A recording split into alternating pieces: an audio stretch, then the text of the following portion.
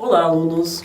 Agora vamos continuar falando sobre os anti-inflamatórios não esteroidais. A maioria deles vão inibir tanto a ciclooxigenase 1 quanto a ciclooxigenase 2. Eles inibem ambas essas enzimas. A gente vai ver que tem alguns que são específicos para ciclooxigenase 2.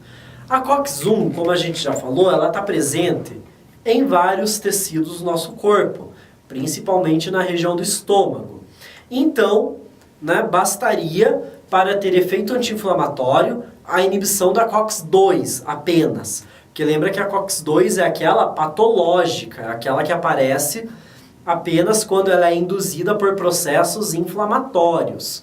Porém, a gente vai ver que os efeitos adversos típicos dos anti-inflamatórios são devidos à inibição da COX-1.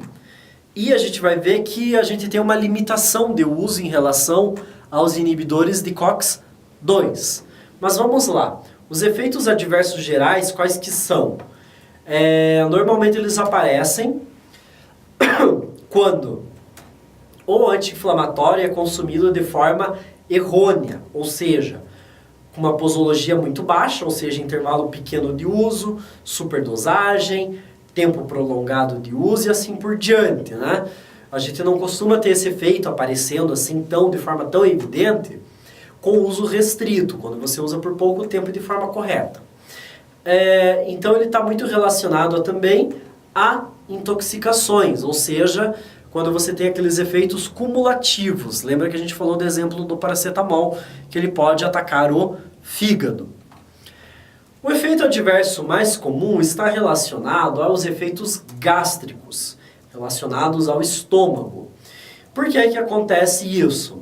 Porque a prostaglandina, ela é responsável por controlar, ou seja, inibir a secreção do ácido gástrico, ao mesmo tempo que a prostaglandina ela é responsável por sintetizar a mucosa que protege o próprio estômago. Porque o nosso estômago ele tem uma mucosa que serve para proteger as próprias células estomacais contra os ácidos estomacais. Quando você inibe COX-1, você está inibindo essa prostaglandina também do estômago. Logo, o estômago passa a produzir mais ácido, ao mesmo tempo que ele tem menos proteção. Ao longo dos tempos, isso vai fazer o quê? Formar da gastrite, podendo levar até mesmo à formação de úlceras.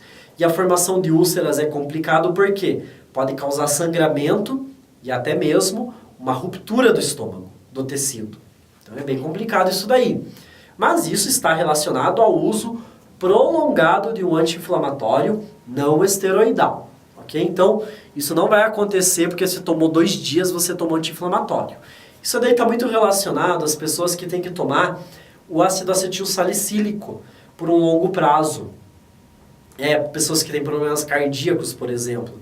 Então, essas pessoas, além de tomar o ácido acetil salicílico, elas têm que, ao mesmo tempo, tomar um medicamento para a proteção do estômago. Tá? Então, além disso, alguns anti-inflamatórios podem ter alguns outros efeitos adversos, como náuseas, vômitos e enjoos. Podem aparecer efeitos cutâneos, embora esses sejam mais raros e eles estejam mais relacionados a alergias a componentes da fórmula ou ao próprio anti-inflamatório. E esses efeitos cutâneos podem ser erupções leves, urticárias, coceiras ou até mesmo uma fotossensibilidade, ou seja, a pessoa fica mais sensível à luz. E pode ter efeitos renais também, mas isso está relacionado a uma sobrecarga de medicamento em pacientes que já têm um problema renal prévio. E quando você tem uma sobrecarga, não costuma ser grave no caso do anti-inflamatório. Basta apenas você corrigir a dosagem do anti-inflamatório que não vai ter problema nenhum para o paciente renal. Tá? Então, o anti-inflamatório por si só, ele não vai causar problema nos rins. Ele vai causar, ele pode ter uma interferência ali na pessoa que já tem um problema renal prévio. Agora nós vamos falar de um anti-inflamatório diferenciado, que é o paracetamol. Paracetamol, ele é chamado de paracetamol apenas no Brasil. Fora do Brasil, o nome dele é acetaminofeno. Então é só aqui que se inventou esse nome. Tá? Ele não tem um efeito anti-inflamatório nem anticoagulante. Ele também não vai ter o efeito gástrico que os anti-inflamatórios têm normalmente. Então, o paracetamol acaba sendo um dos mais utilizados do mercado, justamente porque ele tem uma menor quantidade de efeitos colaterais típicos dos anti-inflamatórios. Isso acontece por quê? Porque ele não tem o mesmo mecanismo de ação dos anti-inflamatórios, ou seja, ele não age necessariamente sobre a ciclooxigenase. Ainda não se conhece o mecanismo de ação do paracetamol, não se sabe muito bem como ele atua, mas se sabe que ele não tem esses efeitos colaterais. Além disso, ele também é seguro para gestantes. Ele tem um efeito muito bom sobre a febre também, ele é um antitérmico, ele é muito utilizado como antitérmico, mas mais uma vez, não se sabe exatamente o seu mecanismo de ação. Uma desvantagem dele, na verdade, é porque ele tem fácil passagem pelo fígado. Por isso, então, que ele tem uma dosagem muito alta. Ele tem muita afinidade pelo fígado. Por isso mesmo, também, o seu uso a longo prazo sobrecarrega o fígado, podendo vir causar até mesmo uma hepatite medicamentosa. Se você usa muito tempo paracetamol e está dando problema no fígado, basta cortar o paracetamol que o fígado se recupera. E a gente tem os inibidores seletivos da ciclooxigenase 2. O que é isso? O que isso quer dizer? Bom, são medicamentos que inibem a ciclooxigenase 2, que é aquela patológica que só aparece na inflamação, quando ela é estimulada, sem inibir a ciclooxigenase 1.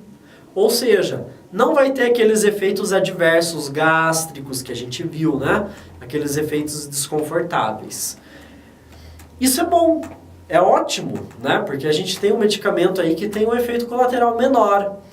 Mas o problema, né? Ele tem hoje venda controlada no Brasil, ele só é vendido mediante apresentação e retenção da receita, como se fosse no caso dos antibióticos. Por que isso acontece? Porque ele tem efeito colateral a nível cardíaco. Então ele não pode ser usado constantemente. Ele só pode ser usado em casos específicos. Então para isso você precisa de uma liberação do médico, de uma receita médica. A inibição dessa COX-2, ela favorece vasoconstrição e formação de trombos, o que para uma pessoa que já tem problemas cardíacos pode ser algo muito grave. Então, para isso, esses medicamentos passaram a ter a venda controlada. E alguns, inclusive, foram completamente retirados do mercado, são proibidos de serem vendidos. Nós temos dois hoje, que são os mais comercializados, que atendem pelo nome comercial de Arcócia e Celebra, que são os anti-inflamatórios não esteroidais, inibidores seletivos da ciclooxigenase 2. E eles são diferenciados, então, dos anti-inflamatórios, esses não esteroidais, eles se diferenciam dos esteroidais. O que são os anti-inflamatórios esteroidais? São aqueles derivados do cortisol, são os corticoides. Os corticoides, eles têm um uso restrito, mas não pela lei. A venda deles é livre, você consegue comprar esse medicamento sem a necessidade de uma receita médica. Porém, não é indicado você fazer esse tipo de comércio. Por quê? Nós vamos falar mais para frente sobre os efeitos colaterais desses medicamentos. O que é importante a gente saber agora sobre os corticoides é que eles não têm um custo-benefício muito bom. Não é lá muito indicado a gente utilizar constantemente. Ele é um medicamento que é derivado do cortisol. cortisol, ele é uma molécula produzida pelo nosso próprio corpo. Logo, nós temos receptores dessas moléculas no corpo todo. Então, é um tipo de medicamento que vai se ligar em diversas partes do nosso corpo e vai fazer efeito em várias partes do nosso organismo. Então, agora nós vamos fazer uma pausa e em seguida nós voltaremos para falar sobre as ações gerais e riscos dos anti-inflamatórios corticoides.